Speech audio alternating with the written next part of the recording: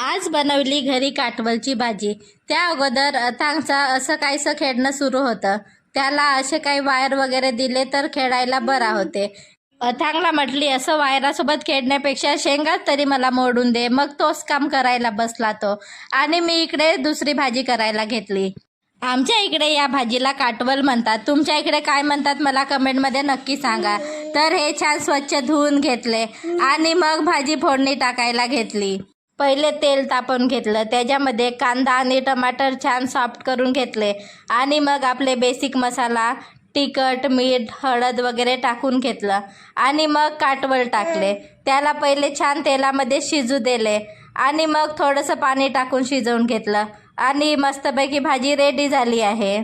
कालपासून ना अथांग खूप खोकलून राहिला, मग त्याच्यासाठी काहीतरी होम रेमेडीज करावं म्हटली। पोळ्या वगैरे झाल्यावर त्याच ताव्यावरती थोडासा ओवा आणि सोबत लसण छान कुटून थोडा थोडा गरम करून घेतला आणि मग अशा काहीशा गाठी बनवून त्याच्या गळ्याला बांधला, जेणेकरून त्याच्या नाकामध्ये वास जाईल आणि थोडासा सर्दीमध्ये त्याला राहत मिळेल, खोकला थोडा कमी करेल यासाठी। आणि मग असं काहीसं त्याचं खेळणं सुरू झालं।